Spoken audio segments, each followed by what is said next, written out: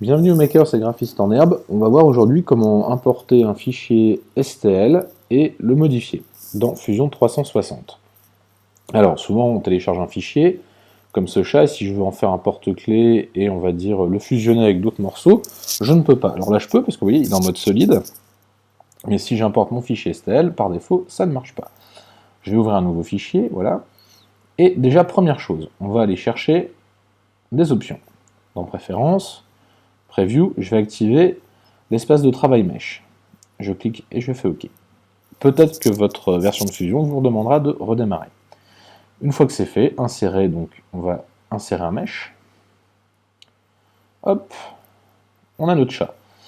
Eh bien, pour pouvoir maintenant, on va dire, travailler avec ce chat, ce qu'on va devoir faire, c'est, pour faire apparaître le menu Mesh ici, eh bien, on va tout simplement désactiver l'historique. Hop, ça doit être sûrement trop lourd, donc clic droit sur ce menu-là, pour qu'il ne veut pas, voilà. Do not capture design history, OK, et hop, mon menu Mesh apparaît dans la liste. Alors, ça va être pour pouvoir modifier en fait les mèches. On peut avoir les premiers outils ici, voilà, réparer, etc.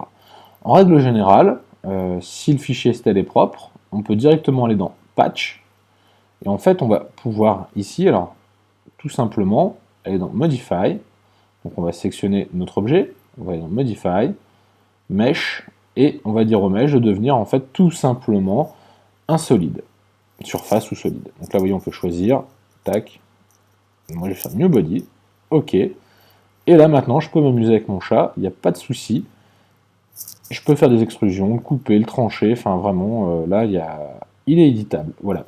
Donc ça vous permettra de modifier tout simplement l'animal, en faire un porte-clés ou le mettre sur un support, etc. J'espère que cette petite astuce vous aura plu, et pensez à réactiver si vous continuez votre travail le design history, voilà, tac, la barre réapparaîtra et vous pourrez faire ce que vous voulez. A très bientôt dans un nouveau tuto sur Fusion 360.